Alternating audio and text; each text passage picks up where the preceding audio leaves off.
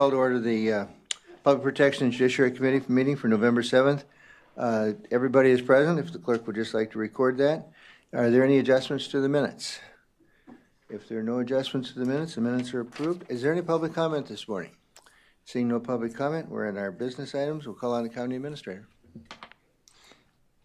Yeah, the financial report is in your packet. So if you take a look at that, it goes through each of the different departments. We're through September, so we're about 3/4 of the way through the year. You can start to see the total expenses. And one of the things you can kind of look at is the total expenses, the remaining. So there should be about 1/4 of it remaining. So you can kind of quickly flip through the different departmental budgets and then see where they're at with the amount of total expenses remaining. Gives you sort of a general idea then if they're on track, if they're off track a little bit. They're completely off the tracks.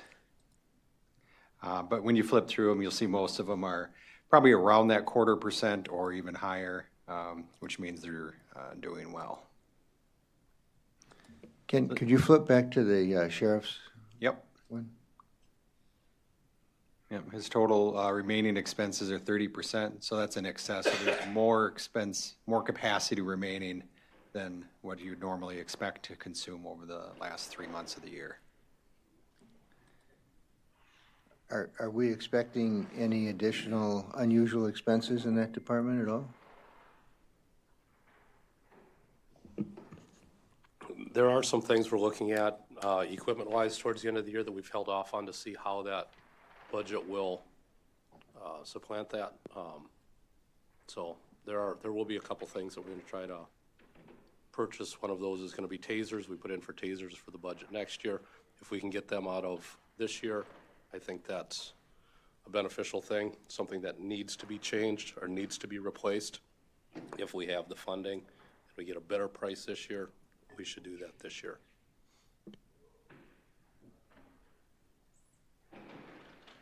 Yeah, I've encouraged the sheriff when he has excess funds to go ahead and use them to purchase those pieces of equipment that they need, rather than budgeting for them.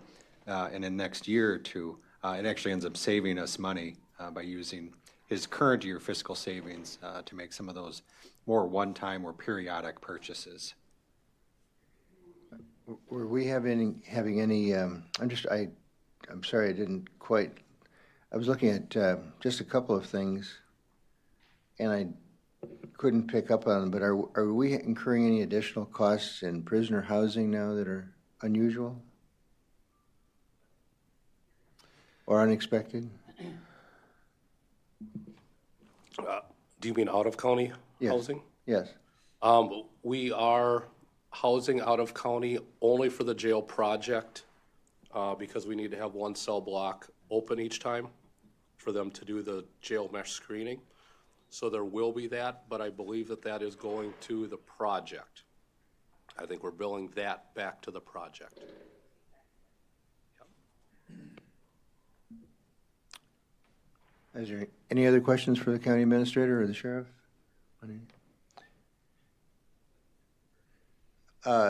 If they're not, did you have any further comments? Nope, I do not. Chief Judge Needham, Circuit Court update. Good morning. In follow-up to what the sheriff and Mr. Witt were just talking about, the out-of-county housing is having, I guess what I call a little wrinkle in what we do, because if I have a hearing scheduled, I've gotten now a couple of notes saying, well, they're not in our jail anymore. They're in Pierce County or wherever we're housing. And it works, but we just end up doing things by Zoom. It takes a little more coordination. And I'll say certain counties are much more cooperative in providing access than others, but we'll work through it because we understand this is a project that needs to be done. The other thing that we continue to debate, discuss, try to come up with a solution is getting attorneys timely appointed from the public defender's office for people in custody. If you're in custody and charged with a serious crime, your first preliminary hearing has to be within 10 days. We are finding that some of our population is in jail for 30-plus days without getting an attorney appointed for them. The public defender no longer sends one of their staff attorneys to the jail to interview. Everything is now done by phone, where the inmates are given a number. They're supposed to call the public defender between certain hours and qualify. Public defender, and I'm not, well, I guess I am being critical, close over the lunch hour. They close from noon to 1, which again is kind of an optimal time if you're coming up to court at 1 o'clock to maybe try to connect. So we're working with Mr. Sartorius, who's their office manager, the jail captain and others to try to come up with some solution. I can't tell you how many people we have at 1 o'clock who I'll ask, have you talked to the public defender? No, I couldn't get through. No, no one answered. So it's an ongoing problem, and obviously when one's liberties are at issue, we're continuing to try to triage that and come up with some solutions. I think I mentioned, but I'll restate, we have a new chief judge, Judge John Anderson from Bayfield, and new deputy chief judge, Kelly Tim from Douglas County, who have taken over the reins of district administration. I note, I believe at least, the county board has approved a position kind of targeting truancy and that problem, and coincidentally every 4 years the largest school district in the county has to assemble what's called a truancy summit, where all the school districts in the county are invited. Primarily they're attendance officers. We oftentimes have principals, and then judges, the department all meet to come up with either thoughts, plans, policies to address truancy. So getting this new position, and I think the meeting is just after the first of the year, so hopefully we can make use of that and try to come up with some thoughts about how to deal with truancy. Judge, could I interrupt and just ask a question further on that? Honestly, I'm not very familiar with the whole truancy issue. I'm told it's a big issue, and it's very important and affects a lot of people. And it comes through the court system to a degree, but is that, we also have ordinances on that, do we not, in the county? And are they, I'm kind of looking at Ken as opposed necessarily to the judge, but are they up to date, or do they require further work on our part or another committee's part? Or where do we sit on the status of our ordinances? Yeah, they're probably been revised within the last 40 to 50 years, so I mean, they're relatively modern.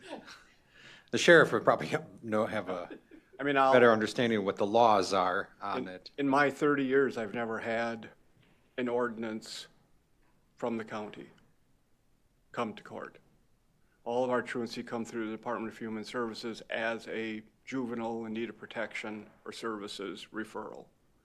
I think there is an ordinance on the books, but again, in 30 years, I've never had an ordinance prosecution in the county. Where we see the ordinances being used primarily is at the local level. For every one of our communities that has a municipal court, they have truancy ordinances. I'll say Hudson is very aggressive, or has been under Judge Garrity's leadership in terms of how they process truancy. Again, not to be critical, but there are other municipal courts that simply see it as a revenue generator. You give the student a citation for truancy, they come in and they pay their $75 and away they go.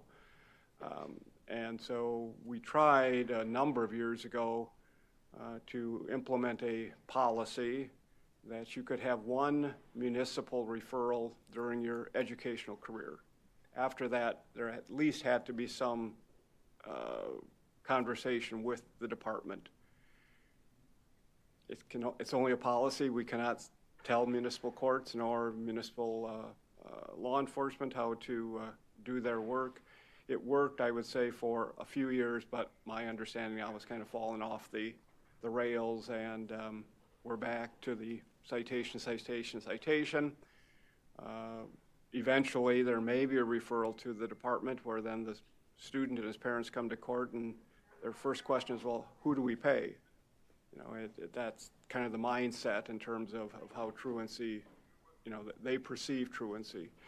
So it's an issue. I know there are some counties that use ordinances, but again, it's not a criticism. I just have never seen our ordinance used for truancy. Other things I'll just mention, and the sheriff can probably better speak to this than I, but we have seen in the last 6 months what I characterize as just an expansion of the number of search warrants that we're getting to try and investigate what I call the internet scams of primarily lonely and vulnerable adults who are being scammed out of thousands and thousands and thousands of dollars. Those search warrants go nowhere because they're generally foreign actors or others who are involved in this. But I don't know if there's any type of an awareness or other things that we could do. And these are people who, again, are not, you know, incapacitated. These are just people who get sucked into whatever that web is or that attraction. And then the last thing. Judge, yes. I hate to keep cutting you, but if you don't mind. A couple of, I'm not quite sure, I think Kathy was with us when we did that, but about 3 years ago now, I believe it was, we held an elder abuse conference that this committee sponsored. And I know the sheriff gave a very, very good talk on it, and Judge Vlack gave an excellent talk on it. And I don't want to cut off your last point, but I wondered if the sheriff would also care to comment on what he's seeing on that elder abuse issue of internet scams and anything that he would suggest, or if there's anything we can do to be helpful. I think, excuse me, I think it is that awareness. As the judge mentioned, there have been a number of scams, primarily for those older, but we've had 20s and 30-year-olds that are getting scammed. There was one within the last month, it was excess of $400,000. And he's right, where do we get they're foreign actors, or some of these search warrants, when they get to the big tech companies that, either through Facebook or some of these others, they fall flat because we're surely not the only ones shoving paperwork at them. It's a problem throughout the country. So I think there is that awareness for people to check in. And as we talked about 3 years ago, part of the problem is when some of the elderly are scammed, they don't report it because they're afraid that once they report it, their family will think, well, you can no longer be trusted with your finances. So some of these individuals, they lose their money and we don't know about it. They never report it. So I believe it is a huge problem and one that we've probably not scratched the surface of. I think there could be some collaboration. I know ADRC has done some work with their newsletter and just at the senior sites, but there's certainly that wouldn't address the young folks that this is happening to, but I think maybe there's some, Adam perhaps could help us with some promotion of, I don't know what we could do, but just reminding people about scams and, you know, I don't know if there's probably an awareness month for this. I mean, there's an awareness month for everything, right? If not, we'll make one. So I think there could be some more work done on our side, for sure. And then the last thing, methamphetamine continues to be our #1 go-to drug, but fentanyl, we're seeing more and more fentanyl cases coming through, some associated with overdoses, others associated with death, but that drug is, again, here and alive. And then finally, with the snowstorm last week, thank you again for the underground parking. So that's how I'll end my comments. Are there any questions for Judge Needham? Boy, I feel like I should be asking you half a dozen questions about something, Judge, but I don't have anything directly on point. Later in our discussions, we're going to hear from Phil Golly and Justice Support Services and the way some issues are handled. Last night, you may not be aware of this, but at the county board meeting, we had discussion about a position in Mr. Golly's office dealing for people that deal with long-term, primarily addiction issues, but they come through the justice system, either with seeing the sheriff, seeing the DA, seeing you or your colleagues. And it was for Kara Oberg, an extension of her position. And I know that Mr. Golly had mentioned that it was vital, and your colleague, Judge Vlack, had written a wonderful letter in support of Ms. Oberg. The county board did not support it as it happened, and I think Mr. Golly will comment on that this morning in a thoughtful way as to what it means and what we will do as a result of that. But would you have any further comment on that? Sure, I'm not going to advocate policy or budget or staffing, but I can tell you that the disconnect is between someone appearing in court who clearly, I think anyone would identify as having addiction issues or housing issues or other types of needs. We will order them to do A, B, and C as a condition of their bond, but having a person at Justice Support who can be that liaison, can be that kind of nudge or resource, to get them information, to get them in the right direction, to help them schedule the appointment, has been valuable for us. Do these people have the ability to do it themselves? Absolutely, but it's been very helpful to have someone who is at point of contact, someone who will help them follow up, someone who, and whether that's done through Justice Support or otherwise, but if you're asking, has it been valuable? Yes. Thank you, Judge. Appreciate it. Any other questions for Chief Judge Needham? Seeing none, thank you, Judge. Appreciate it. The next item is, goes right back to the circuit courts. I'm going to turn to the county administrator, if I could, to just give us, I'll give a moment's worth of background, and we'll turn to him for a further explanation. At our last meeting, we talked about the cost of the courts, and the county circuit courts generate a lot of money through various fees and other revenues that they bring in, most of which goes to the state. And we keep a portion of it, roughly 20%.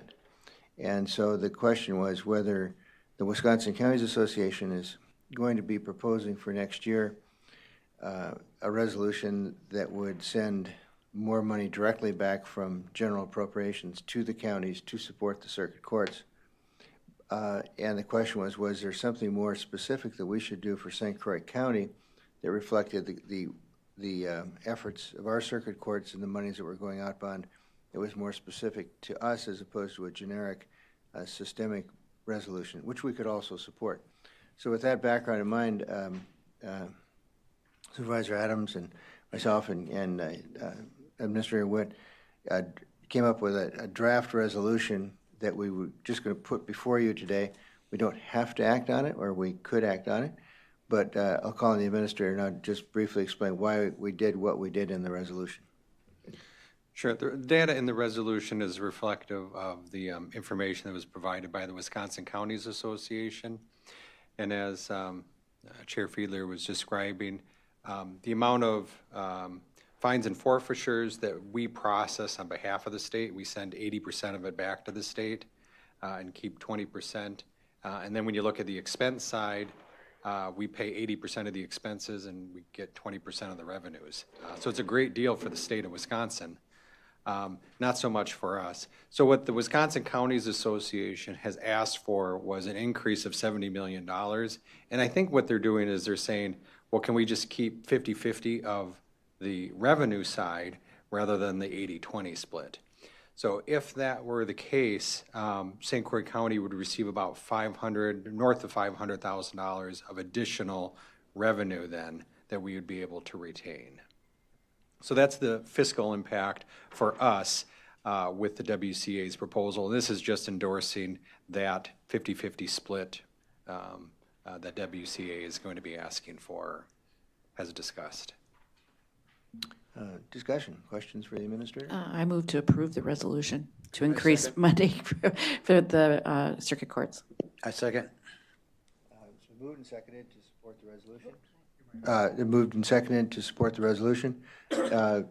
Is there any further debate? Seeing none, those in favor say aye. Aye. Those opposed, same sign. Report will show there were no negatives. It was adopted 5-0. Thank you very much. Thank you, Mr. Witt, for your work on that resolution. And Supervisor Adams, thank you.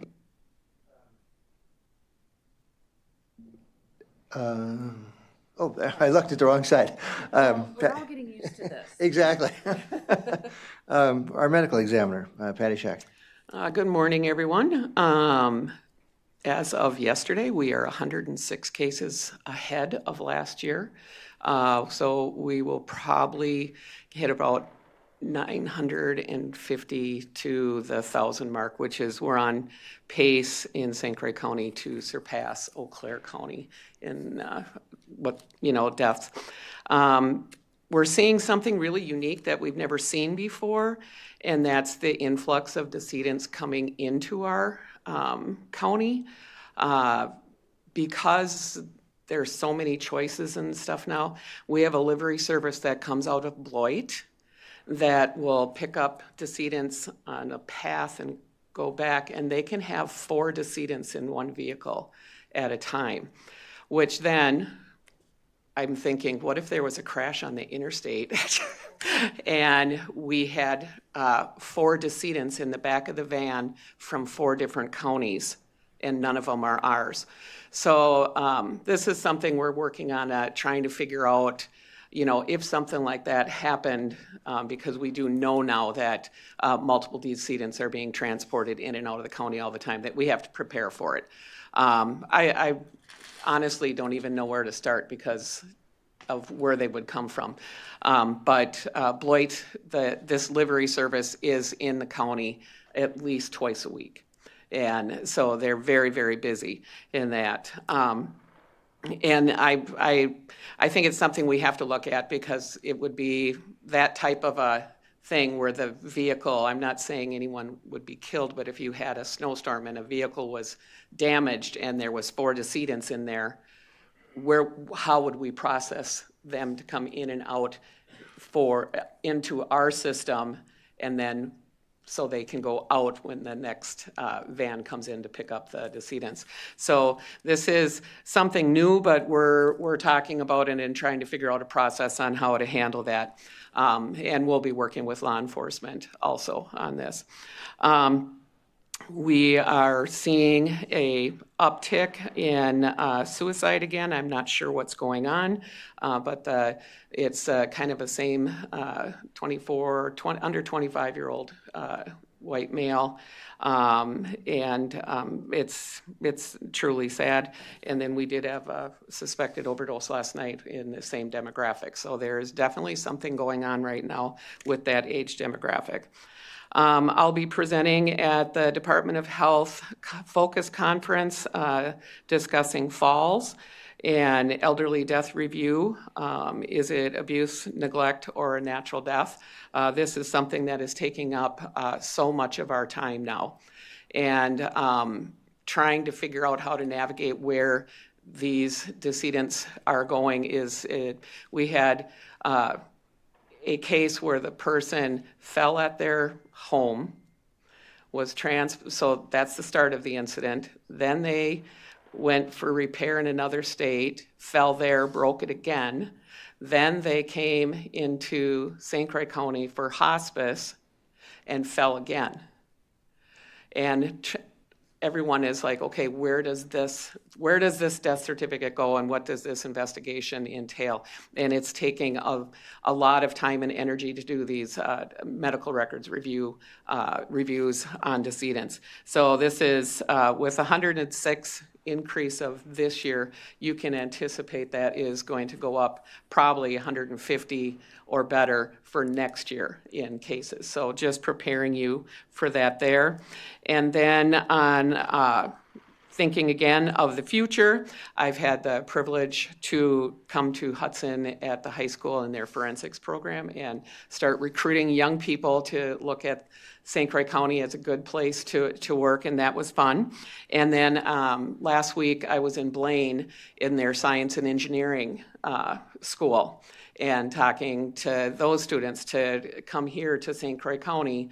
And there's a lot of fun recruiting programs that are going on out there to get high school kids interested in local opportunities through apprenticeships and stuff, and we are constantly getting requests for shadowing. So I think really for all of us reaching out to the high school students now and finding out the ones that are taking these advanced and AP classes that they've already chosen their path, these are the ones that we should be recruiting to stay here.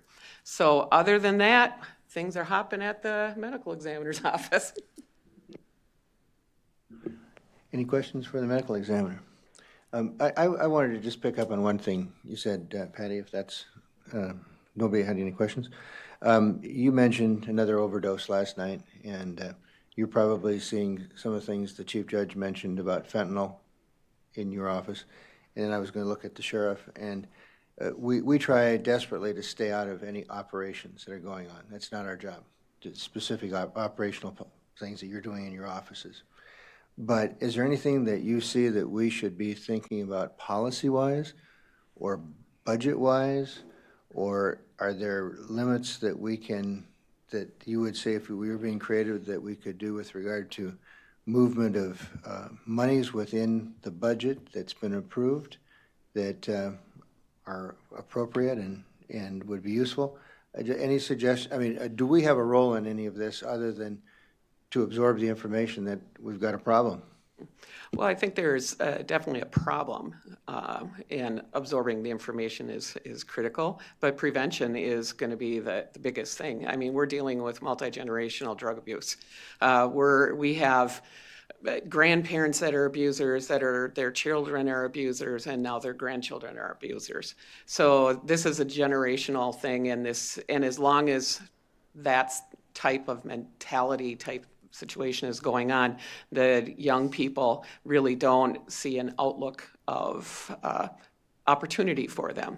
So really figuring out how to come up with opportunities for young people to have faith that there is something, better than what's going on at home is really critical. And that's something that everyone can do individually to really start talking about it. But I can't imagine what it's like being raised in a home where you have generational addiction passed on and how you would not help but give up on society for helping you if you were a child living in that. So we all have a responsibility to the young people to say that we do care and we are trying to help, and who to go to for mentors is really going to be an issue. There's a lot of places now that, after COVID, the whole mentorship type programs have kind of went away. There is an opportunity for all, especially public leaders, to stand up and figure out how to do mentorship with young people to sway them from these things. And then with that, there's opportunities in grants and scholarships for them to see and dream bigger and go to college and go to a tech school and get those credentials. So the system is there. It's just reaching out to those kids. And as policymakers, that's, something each and every one of you can do to mentor the young people in our communities.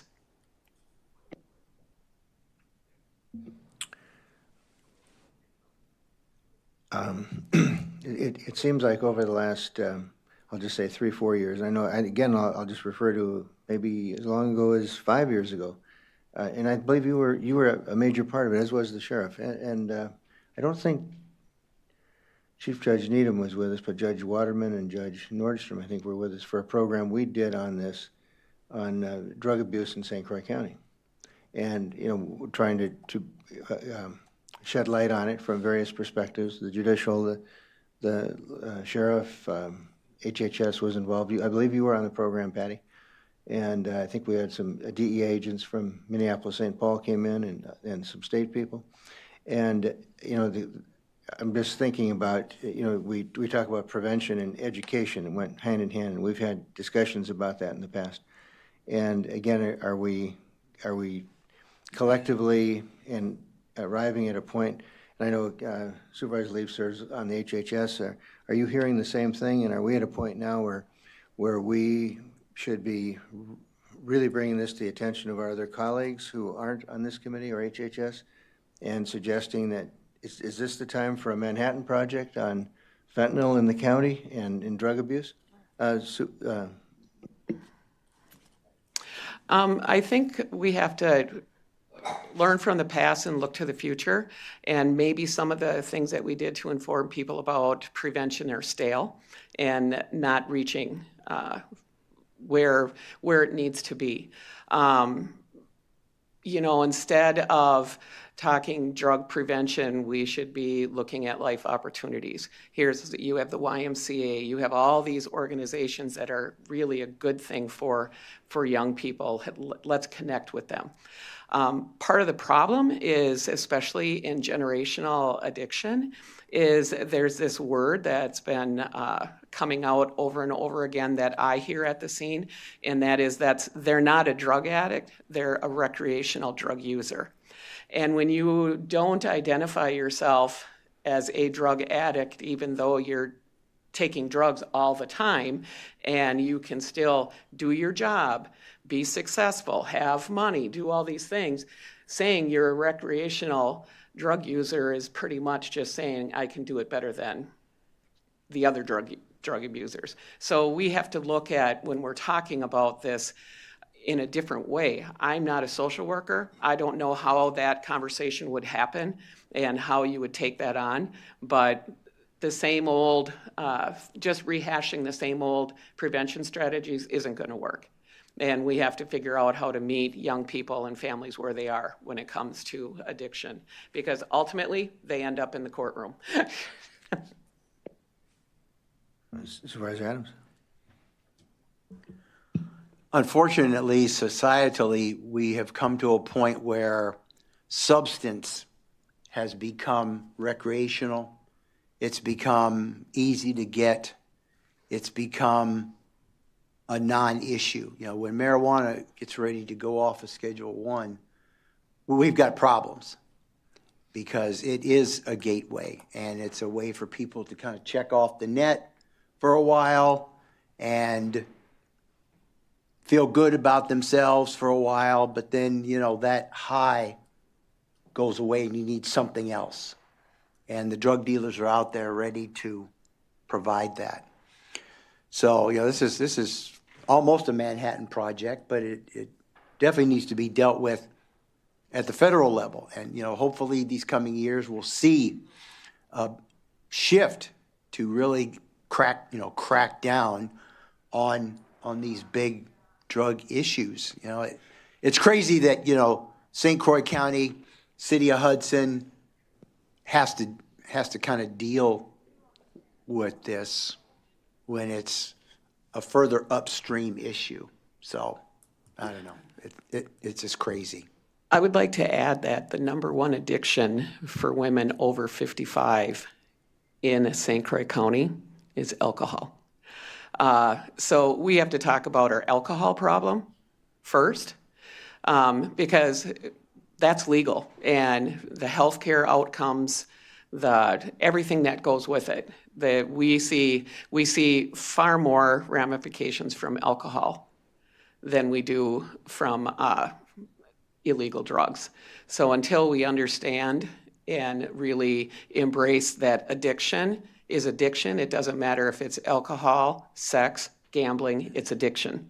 And there are lots of things behaviors that people do to numb out from whatever's going on in their life. And, alcohol is a huge, huge problem, and that's one no one is ever going to want to tackle, because Wisconsin is the number one consumer of brandy, beer, and heartbreak yesterday when Leinie Kugel's brewery is closing down. That was traumatic, but it's just, that's what it is. We are a state that embraces alcohol, and until that mentality changes, this problem, we can talk about fentanyl and meth and those there things, but the alcohol is what is really impacting so many of our families far worse. Supervisor Leaf? So several years ago there was a heroin issue, and we were even in New York Times, because it was this major, how can people in these upper middle class families end up with dead children, right? there were community conversations that happened around that. So I feel like this is another situation where we all need to come together. Like you're talking about bringing the community partners together. It's bigger than just us, but how do we organize that and how do we actually move it forward is the question. Yeah, and I think, those community engagements are important. But my rhetorical question is, who are you going to encourage to come? It's not the users, it's not the parents who are, teaching this behavior to their kids. And so I wish I had an answer, but as Patty said, it's learned behavior, and Mr. Anderson's in my courtroom every day. He knows that with every person that plays the dad card or the mom card in my courtroom, I'll say, you're first teachers. You're the one who your kids look to set the standard or to set, what is the norm, whether it's abuse or whether it's addiction. Addiction's also genetic. And so it's not only learned behavior, it's brain wiring, unfortunately, that is transferred from generation to generation. I don't know if we start in the schools. My granddaughter is in middle school, and they met with the school resource officer the other day to talk about make sure you don't post pictures of your privates and things, because it's child pornography, and don't be sending it to your friends. And she's in 6th grade. But these are the conversations I know that are starting to occur. But I think, for me, you have to take the issue to where you're going to find the population you want to talk to. You have a meeting, and you're going to attract community members and community leaders, but that's my thought. Supervisor Ramberg. Well, I'm a mentor, and when you said mentor, I thought that was interesting. And at first, I didn't think it was doing anything. I'm the same size as he is, and we're out in the recess. He can't find me. So now he's taller. But anyway, it was, he just wanted to go out on recess. He doesn't have a dad, and I didn't think I was doing anything. And just being there and being aware, learning to listen, and all of a sudden I said, well, I don't think you want me to go to junior high with you, do you? Well, you've been with me since kindergarten. I go, oh, that's the answer. But there's little things that they'll say that it's, ooh, ah. Oh, but I think that's what you're hitting on something there. If we're in there, if we're there, we can catch some of these things to help with some of that little bit of prevention. And I guess, groundswell kind of thing. But I don't know how to get more mentors because I think it's got a negative connotation in the sense you say mentor, there's something wrong with me. And there's nothing wrong with me. It's just that there's something that I had a lot of mentors over the years. And that's where you get all these little quicks. If you're not in on it, you're down on it, And the mentors are helpful. And that I just thought that was a good point to bring up the mentors. And then in the courtroom, I think it's brought up, or I've heard of it too, when you assign children to people, they're a mentor too. I forget what they got, CASA. So therein lies some of that stuff that's happening. It's just to move it forward as we're attempting. So, And to get it before.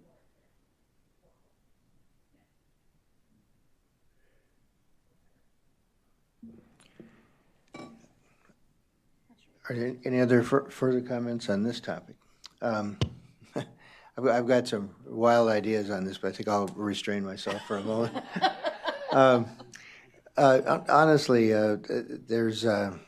we do have some opportunities that are out there if we wanted to do them, but I'm gonna say nothing at this point, and maybe I'll bring them up later with individuals or with the HHS committee.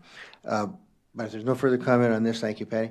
And we'll ask Mr. Ghaly if he could give us some updates on Justice Support Services.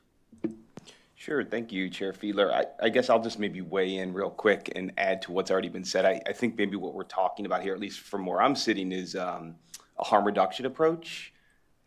These issues that we talk about are, again, from where I'm sitting, these are public health issues, but they involve all of us. So I just wanted to add from justice support standpoint, that's kind of how we view the work that we do.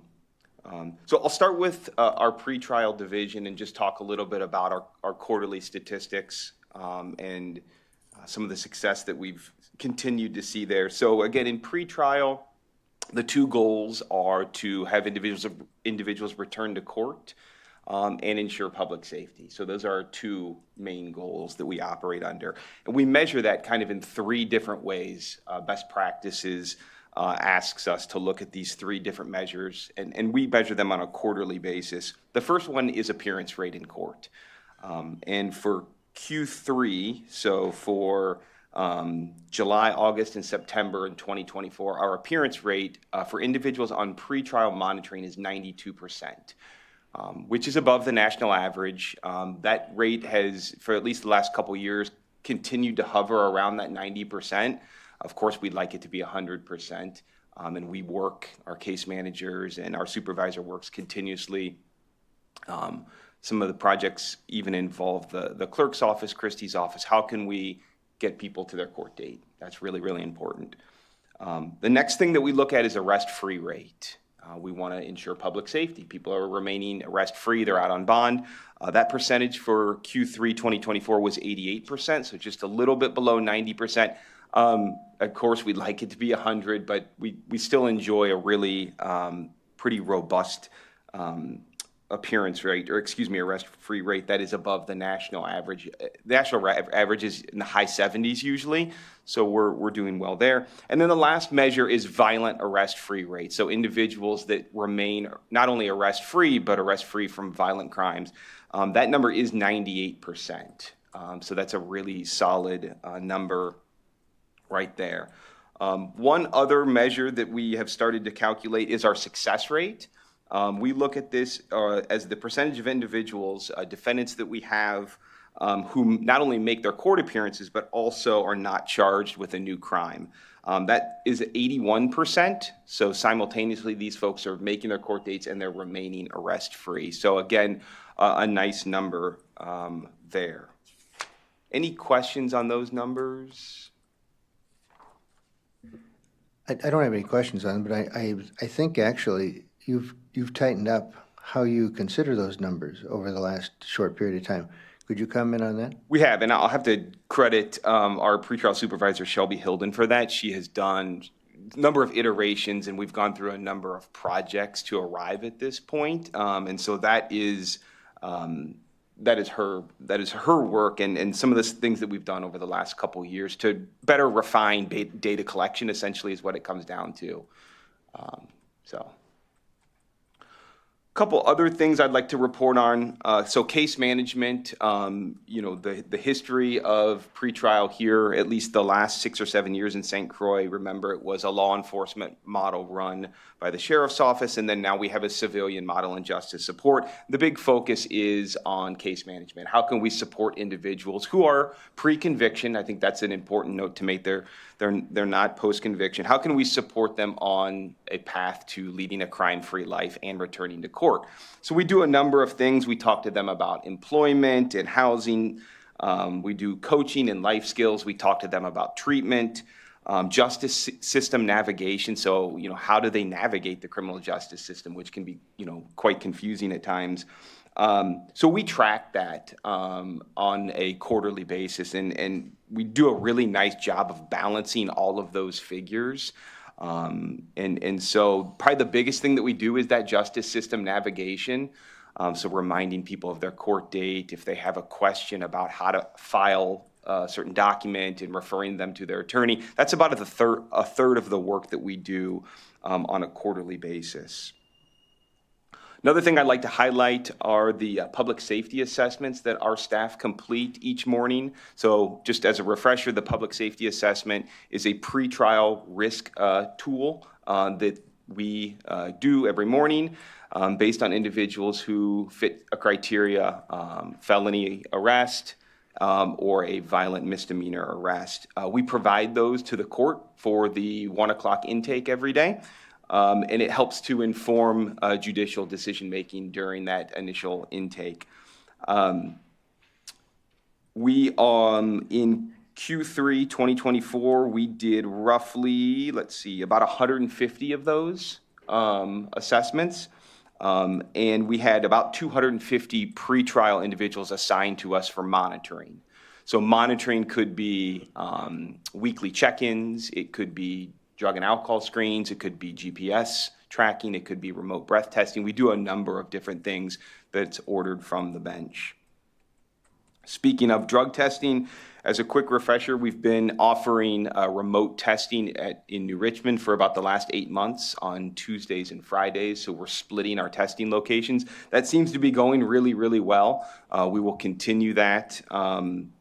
Again, mostly positive feedback. I mean, I think it helps to eliminate some of the transportation barriers for clients who live in that part of the county. Again, we test for pretrial, treatment court, diversion, and then in some family cases. Those numbers, as far as who we're testing in each of those categories, seems to be fairly stable. No real change there as far as the number of tests. And I can talk a little bit about those numbers, but they've remained fairly stable over the last several quarters. Any questions? Supervisor Adams. And just listening to Dr. Ghali and having listened to him over the last year or so, I remember when I first came on the board, there was a discussion about whether to hire him or not. And it was post-COVID, and, he had horns, and, he breathed fire, and he was going to turn everything upside down and then blow it up. And, appreciate all that you've done, you and your staff, the synergy you've put together. I go to the drug treatment courts at least twice a month, and so I'm seeing the synergy of your office and how that's playing into the courts, and it's a beautiful thing. So thank you for what you're doing for St. Croix County. Thank you. Very thoughtful comments, and I think everybody agrees with those. Thank you for bringing them up specifically. Could I also ask one specific question? Tell us a little bit about your government center case manager, what they do, when they're going to be leaving, what impact it'll have on your office and the county. Sure. I'll just provide a little bit of history. So again, this is an ARPA-funded position. We've had 3 different individuals in this position. The position has only been in justice support full-time for about 16 months. It was originally assigned to Health and Human Services, Behavioral Health, for probably maybe 8 months. We did for another 8 months kind of a co-supervision where the person existed in both departments. I was the supervisor on site, and then a supervisor out of behavioral health. And what we found was just through continuous work, because this person was doing, still continues to do the majority of their work in the intake court at 1 o'clock every day, it probably made the most sense to be here at the government center. So we've been operating under that model for the last, again, just roughly a year and a half. This position provides what we were just talking about, that early intervention and prevention work for individuals in the justice system who maybe don't fall neatly into another bucket like pretrial or treatment court or diversion. There is some overlap, absolutely. But I think the biggest thing that we found out over the last couple years is it's the ongoing assistance, and it's the these clients tend to be, not always, but tend to be maybe a little bit higher need. The needs that they have are ongoing. Maybe chronic is the best word to use, maybe not in the medical sense, but ongoing needs.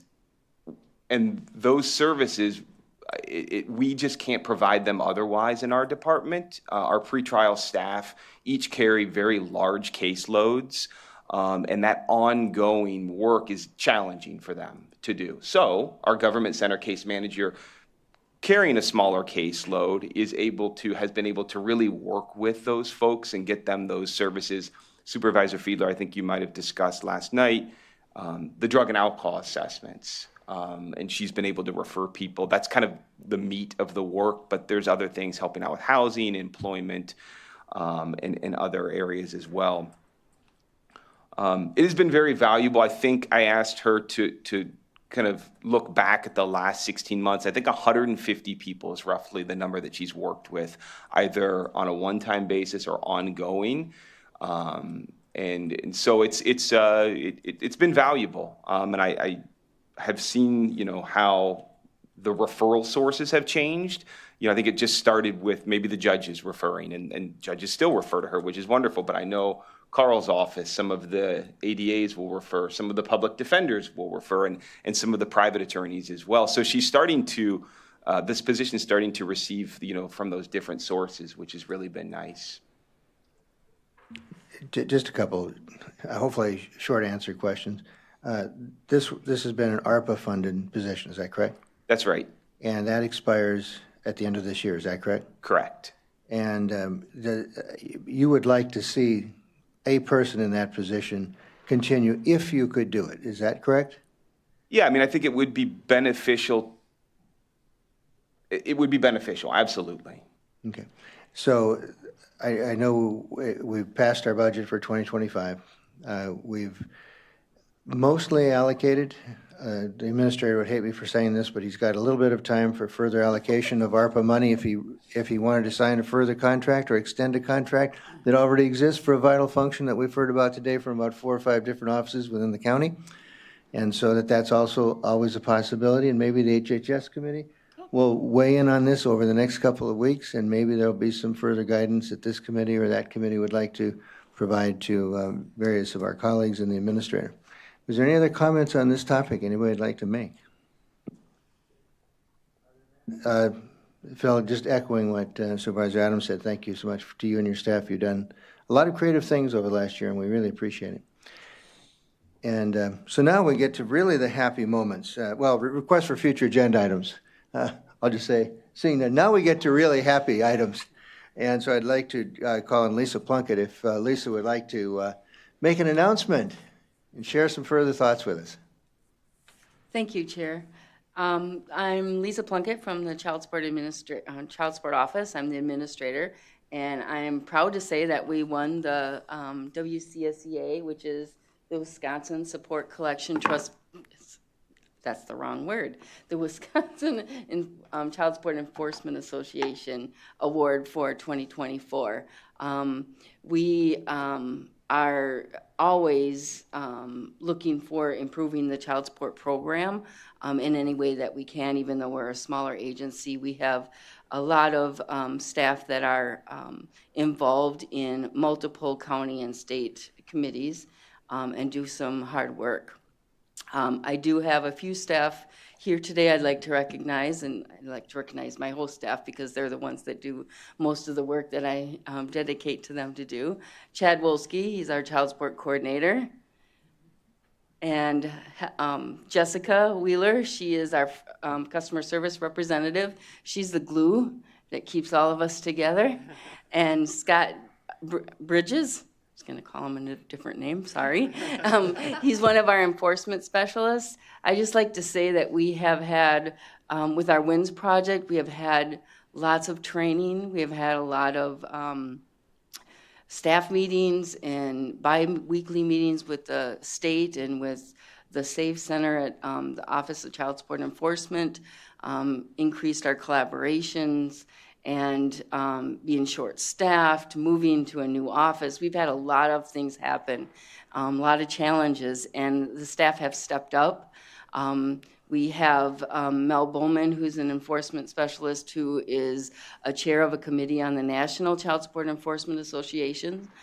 We have Danielle Bohl, who is an enforcement specialist, and Ari Heitkamp, and we just lost Jennifer Campbell, looking to recruit here soon.